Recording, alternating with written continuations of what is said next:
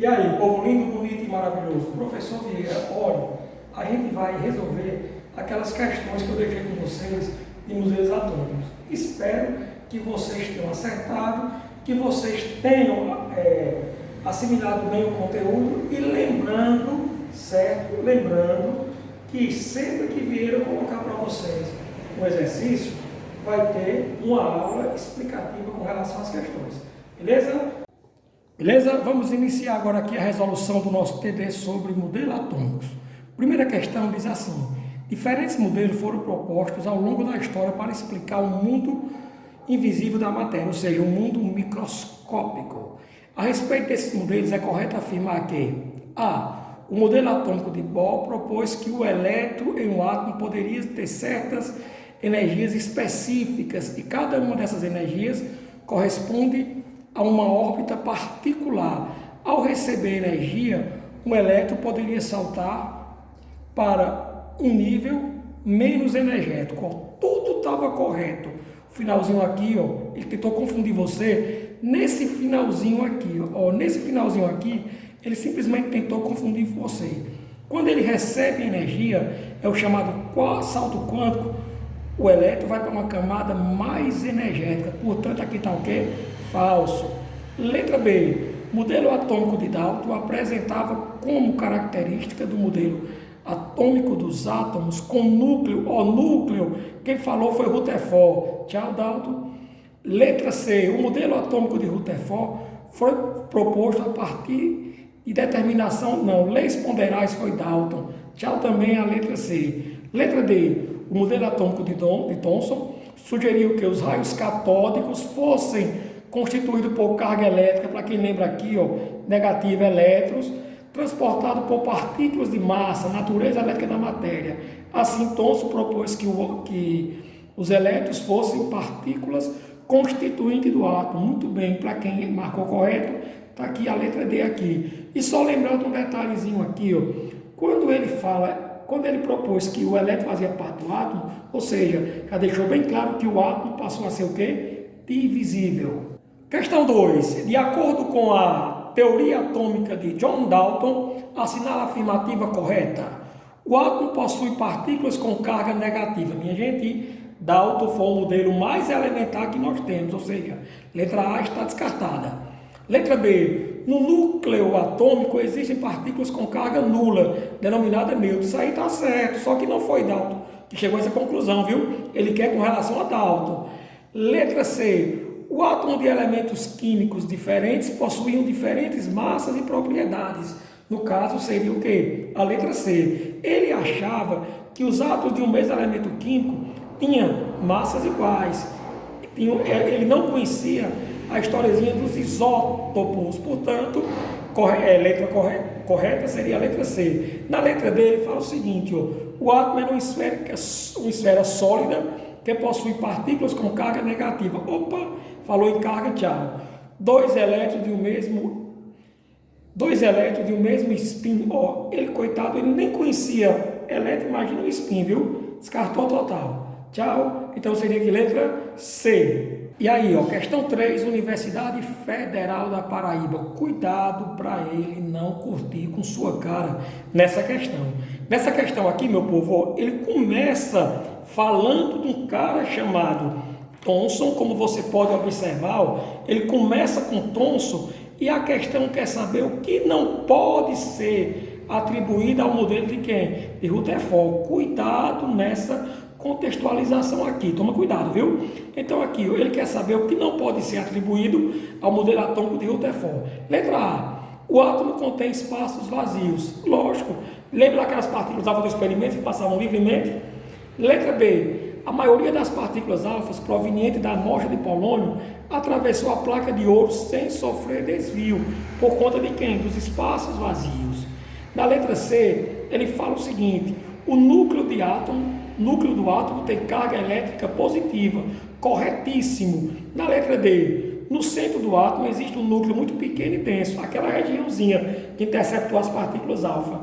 Aí na letra E fala o seguinte, o átomo é composto por núcleo e de elétrons em seu redor, até aí tudo bem, que gira em órbitas elípticas. Ó, minha gente, essa relaçãozinha da órbita elíptica, nem Bohr sabia disso, viu? Isso aí é de Summerfield, portanto, se Bohr não sabia, imagine quem? Rutherford. Então, errado seria que letra E.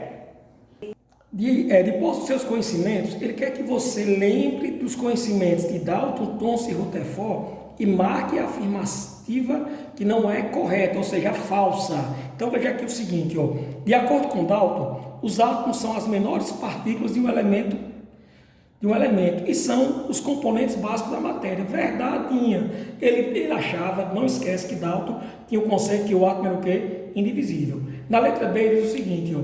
Segundo Dalton, ao participar das reações, os átomos se alteram. Meu povo, os átomos não irão se alterar. Eles vão formar o quê? Novas substâncias com propriedades químicas diferentes. Por isso que a letra B está o quê? Falso. Ele tentou curtir contigo.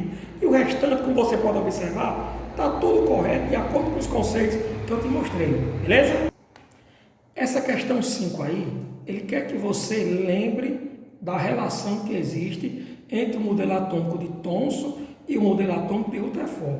Não esquece, Thomson, fundamentado na eletricidade, certo? Descarga elétrica de raios catódicos. E a Rutherford foi fundamentada ontem na radioatividade. Lembra dessa historiezinha? Ó, Thomson elétron, Rutherford núcleo. Lembra disso? Aí na letra A fala o seguinte, ó.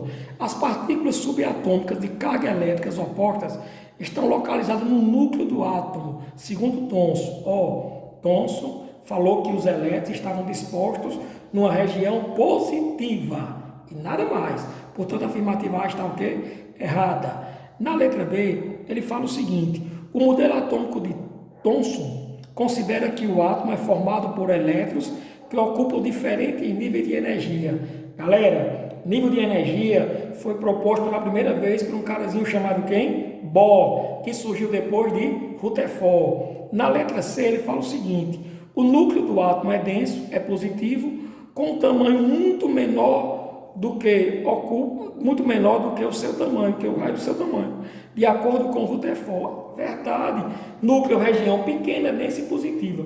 A nível de curiosidade, só para vocês terem uma ideia, o núcleo é 10.000 vezes menor que o tamanho do átomo. Beleza, meus amores?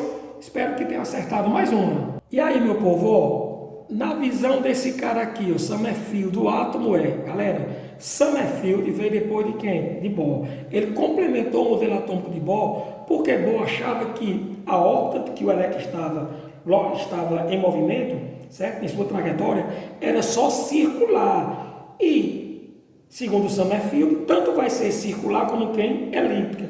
Ou seja, se a conclusão de Bohr fosse correta, se fosse só circular, só existia quem? Os níveis de energia. Como Summerfield complementou, falou que tinha também órbitas elípticas, daí surgiu os subníveis de quem? De energia. Então, quando falar na questão em Summerfield, lembra de quem? Das órbitas elípticas. Sim, Vieira, me tira uma dúvida. O que é órbita e o que é orbital? Meus amores, órbita é a trajetória do elétron. Orbital, a gente vai ver também que é a região onde se tem o quê? A grande chance de encontrar quem? O elétron. Portanto, a única alternativa que menciona a órbitas elípticas seria que letra C.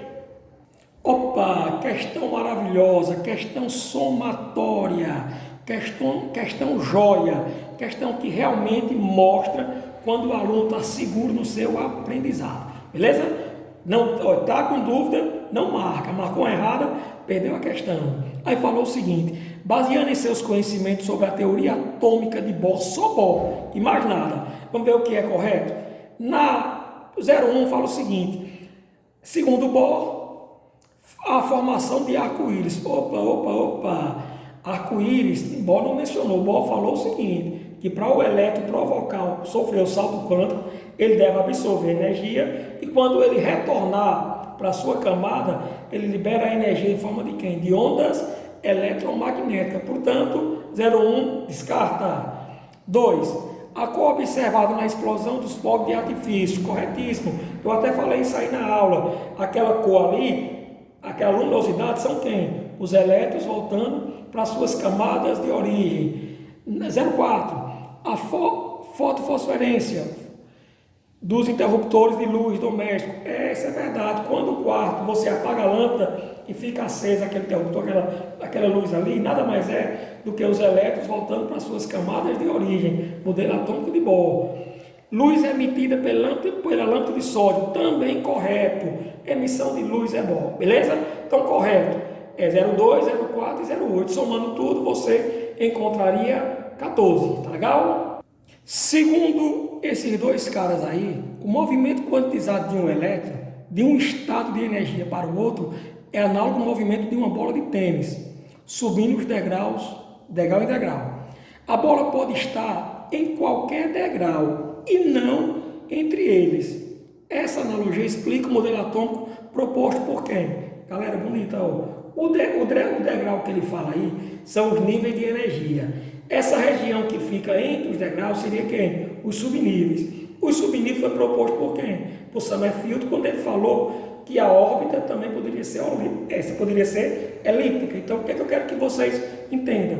Essa analogia do degrau aí está associada a quem? As camadas eletrônicas, ou seja, ao modelo atômico de Bohr, aos níveis de quem? De energia. Correto? Então, seria que letra? D.